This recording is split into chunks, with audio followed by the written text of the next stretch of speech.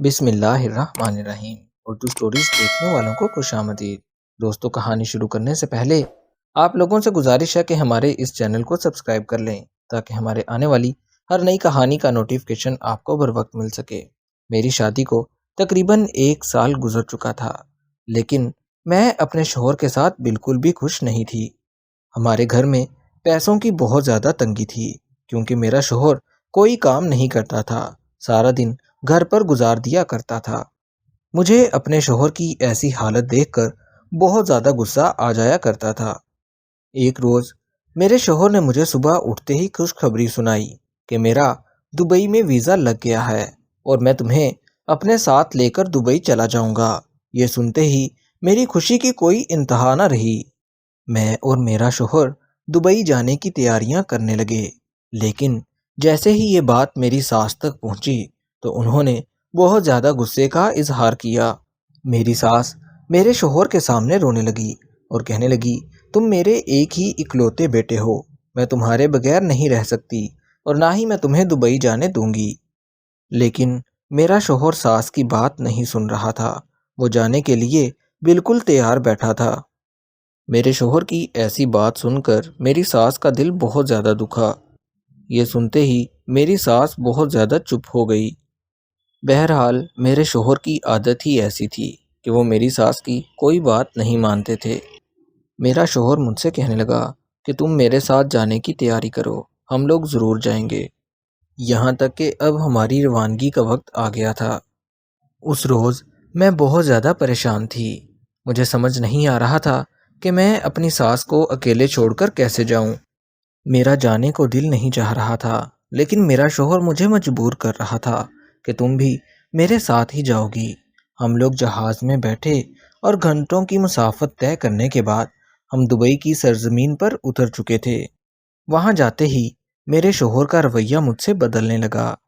آج تک میں نے اپنے شوہر کی ساری باتیں مانی تھی، لیکن پتہ نہیں کیوں اس کا رویہ میرے ساتھ بہت زیادہ بدل رہا تھا۔ خیر، میں اپنے شوہر کے ساتھ چلتی رہی۔ کچھ ہی دیر کے بعد ہم ایک ایسے گھر پر پہنچے جہاں پر میرے شوہر کا دوست رہا کرتا تھا۔ میرے شوہر کے دوست نے ہمیں اپنے گھر کے اندر بلایا اور ہمیں ایک چھوٹا سا کمرہ رہنے کے لیے دے دیا۔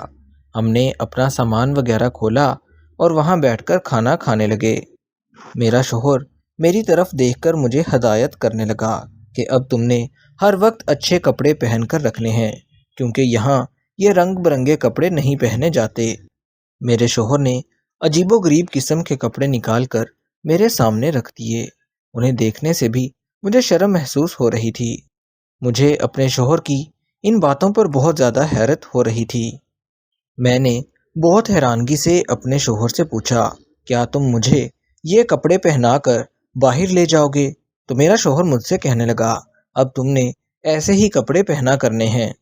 میرے شوہر کی آنکھوں میں ایک عجیب سی چمک محسوس ہو رہی تھی۔ میرا شوہر مجھے سختی سے کہنے لگا، اگر یہاں رکنا ہے تو تمہیں یہی کپڑے پہننے ہوں گے۔ شوہر کا ایسا رویہ دیکھ کر مجھے رونا آنے لگا۔ میری یہ حرکتیں دیکھ کر میرا شوہر اور زیادہ غصہ کرنے لگا اور کہنے لگا، تم نے جانا ہے تو چلو، اگر نہیں جانا تو اسی کمرے میں میرا انتظار کرتی رہنا، اب میں واپس کبھی نہیں آؤں گا۔ میں حیران تھی کہ میرا شوہر یہاں مجھے اکیلے چھوڑ کر کہاں جا رہا ہے۔ یہاں آتے ہی میرے شوہر نے مجھے اپنے رنگ دکھانا شروع کر دیے تھے۔ میں سمجھ چکی تھی کہ میرا شوہر مجھ سے کیا چاہتا ہے۔ میں نے شوہر کے ضد کرنے پر وہ کپڑے اٹھائے اور پہن لیے۔ اس کے بعد میں اور میرا شوہر گھر سے باہر نکل گئے، لیکن سب لوگ میری طرف دیکھ رہے تھے۔ مجھے بہت زیادہ الجھن ہو رہی تھی، لیکن مجھے سکون مل رہا تھا کہ یہاں مجھے کوئی نہیں جانتا۔ میں اپنے شوہر کو مزید ناراض نہیں کرنا چاہتی تھی، اس لیے میں اس کے ساتھ چلتی رہی۔ شوہر کا ایسا رویہ دیکھ کر آج کل میں بہت زیادہ خاموش ہو گئی تھی۔ مجھے اپنے شوہر کے بدلے ہوئے رویے سے بہت زیادہ دکھ ہو رہا تھا۔ میں سوچ بھی نہیں سکتی تھی کہ میرا شوہر میرے ساتھ ایسا رویہ اختیار کرے گا۔ یہاں آ کر میرا وجود جیسے بے معنی سا ہو گیا تھا۔ مجھے کوئی بھی چیز اچھی نہیں لگ رہی تھی۔ کافی گھنٹے باہر گزارنے کے بعد میں اور میرا شوہر واپس گھر آ گئے، لیکن مجھے اپنے شوہر کے دوست کے یہاں رہنا بالکل بھی اچھا نہیں لگتا تھا۔ یہ گھر بھی کچھ زیادہ بڑا نہیں تھا، ایک کمرے میں ہم اور دوسرے کمرے میں وہ دوست رہا کرتا تھا۔ اس گھر میں رہنا مجھے بہت زیادہ عجیب لگ رہا تھا۔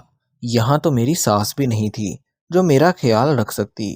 اب تو مجھے اپنے شوہر سے بھی نفرت ہونے لگی تھی کہ وہ مجھے کیسی جگہ لے کر آ گیا تھا۔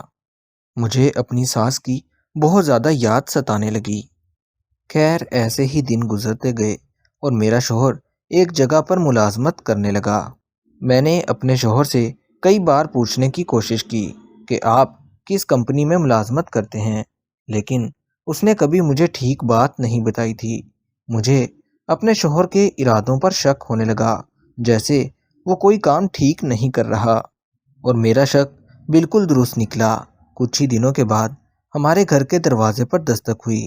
جیسے ہی میرے شوہر نے دروازہ کھولا تو سامنے پولیس کھڑی تھی، جو میرے شوہر کو پکڑ کر اپنے ساتھ لے گئی۔ میں اپنے کمرے میں واپس آنے ہی لگی کہ مجھے ایک آواز سنائی دی کہ اس کی بیوی کہاں ہے، اسے بھی ساتھ جانا ہوگا۔ یہ سنتے ہی میرے ہوش اڑ گئے کہ آخر ان سب کاموں میں میرا کیا قصور ہے۔ میں وہاں سے بھاگ کر جلدی سے کمرے کے اندر آ گئی۔ میں نے جلدی سے جائے نماز اٹھائی اور اللہ تعالیٰ سے دعائیں کرنے لگی کہ میں اس شخص کے ساتھ کہاں پھنس گئی ہوں۔ میں اللہ سے دعائیں مانگنے لگی کہ یہ مصیبت ہم پر سے ٹل جائے۔ اس روز پولیس صرف میرے شوہر کو لے گئی۔ اب میں گھر پر اکیلی رہا کرتی تھی۔ یہاں رہتے ہوئے مجھے تقریباً 1 سال گزر گیا تھا اور مجھے تھوڑی بہت عربی بھی سمجھ آنے لگی تھی۔ دن ایسے ہی گزرتے جا رہے تھے اور میرے حالات بہت زیادہ خراب ہوتے جا رہے تھے۔ مجھے ایسے ماحول میں رہنے کی بالکل بھی عادت نہیں تھی۔ ایک روز میں گھر کے کاموں میں مصروف تھی کہ پھر سے میرے گھر کے دروازے پر دستک ہوئی۔ جیسے ہی میں نے دروازہ کھولا تو سامنے ایک لیڈی پولیس کانسٹیبل موجود تھی، جو مجھ سے پوچھنے لگی کہ میں تم سے کوئی بات پوچھنا چاہتی ہوں۔ وہ پولیس والی عربی میں بات کر رہی تھی۔ اس نے مجھ سے پوچھا کہ میرا شوہر کیا کام کرتا ہے۔ میں نے اس پولیس والی کو بتایا کہ مجھے نہیں پتا اور نہ ہی میرے شوہر نے مجھے کبھی ایسے کام کے بارے میں بتایا ہے۔ مجھ سے کافی زیادہ پوچھ گچھ کرنے کی کوشش کی گئی کہ میرا شوہر کس قسم کے کام کرتا ہے اور کن کن سرگرمیوں میں ملوث ہے، لیکن میں تو خود اپنے شوہر کے بارے میں کچھ نہیں جانتی تھی، اس لیے میں انہیں کیا بتاتی۔ اس روز کافی سوالات کرنے کے بعد وہ پولیس کانسٹیبل واپس چلی گئی۔ میں شوہر سے ملنے کے لیے پولیس اسٹیشن جاتی تو میرا شوہر مجھے بہت زیادہ پریشان دکھائی دیتا۔ ایسا لگتا تھا جیسے اس نے کوئی گناہ کیا ہو۔ ندامت سے اس کا سر جھکا ہوتا تھا۔ اب تو میرا شوہر مجھ سے نظریں ملا کر بات بھی نہیں کرتا تھا۔ میں نے اپنے شوہر سے غصے سے پوچھنا شروع کر دیا کہ آخر تم نے کیا کیا ہے، مجھے سچ سچ بتا دو۔ میرا شوہر مجھ سے کہنے لگا، دیکھو مجھ سے ایسی کوئی بات مت کرو، میں پہلے ہی بہت زیادہ پریشان ہوں۔ میرا شوہر آج بھی بہت زیادہ غصے میں لگ رہا تھا۔ پھر اچانک میرا شوہر مجھ سے کہنے لگا، دیکھو میری بات غور سے سنو، آج میں جس حال میں بھی ہوں یہ صرف تمہاری وجہ سے ہوا ہے۔ میں حیرانگی سے اپنے شوہر کی طرف دیکھنے لگی کہ میری وجہ سے کیسے ہو گیا۔ میرے شوہر کے چہرے پر پریشانی کے آثار تھے۔ اس روز میرے شوہر نے مجھ سے کوئی بات نہیں کی اور نہ ہی مجھے کوئی بات بتائی تھی۔ بس میرا شوہر مجھ سے یہی کہتا رہا کہ تمہاری وجہ سے آج میں اس حال میں ہوں۔ مجھے اپنے شوہر کی ایسی باتیں سن کر رونا آنے لگا۔ اب جب بھی میں اپنے شوہر سے ملنے جاتی تو اسے دیکھ کر ایسے لگتا تھا جیسے وہ بہت زیادہ کام کر کے تھکا ہوا ہو۔ شوہر کی ایسی حالت دیکھ کر اکثر مجھے ایسے لگتا تھا جیسے میری ساس کی بد دعا لگ گئی ہے، کیونکہ وہ ہمیں یہاں آنے پر راضی نہیں تھی۔ دن ایسے ہی گزرتے رہے۔ پھر ایک روز میں نے اپنے شوہر کے دوست کی منتیں کرنا شروع کر دی، جس کے گھر میں رہا کرتی تھی، کہ میری مدد کرو اور میرے شوہر کو چھڑوانے میں میری مدد کرو۔ لیکن اس نے بھی مدد کرنے سے صاف انکار کر دیا اور کہنے لگا کہ تمہارا شوہر ایک اچھا آدمی نہیں تھا، جس کی سزا اسے مل رہی ہے۔ مجھے ابھی تک سمجھ نہیں آ رہا تھا کہ آخر میرے شوہر نے کیا ہی کیا تھا۔ دن ایسے ہی گزرتے رہے، پھر ایک روز مجھے یہ خبر ملی کہ میرے شوہر کو عمر قید ہو گئی ہے، اب وہ وہاں سے کبھی رہا نہیں ہو سکتا۔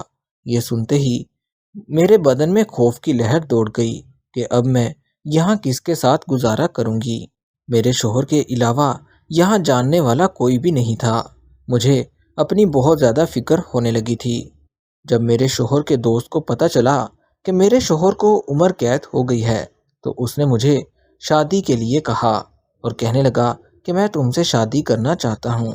شوہر کے دوست کی ایسی بات سنتے ہی مجھے بہت زیادہ غصہ آیا، کیونکہ وہ پہلے مجھے بھابھی کہہ کر پکارا کرتا تھا۔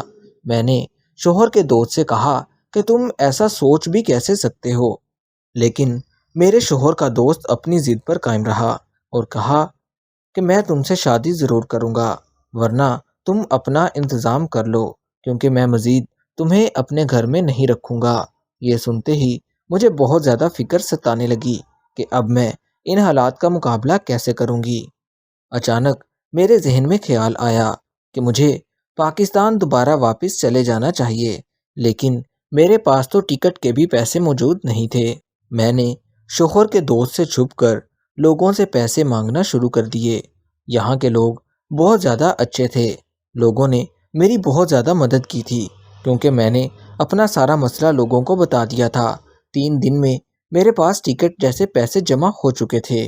میں کسی کو بنا بتائے پاکستان واپس آ چکی تھی۔ یہاں آ کر میں نے ساری بات اپنی ساس کو بتا دی کہ ان کا بیٹا وہاں پر پھنس چکا ہے، اب وہ وہاں سے کبھی واپس نہیں آئے گا، جس پر میری ساس رونے لگی۔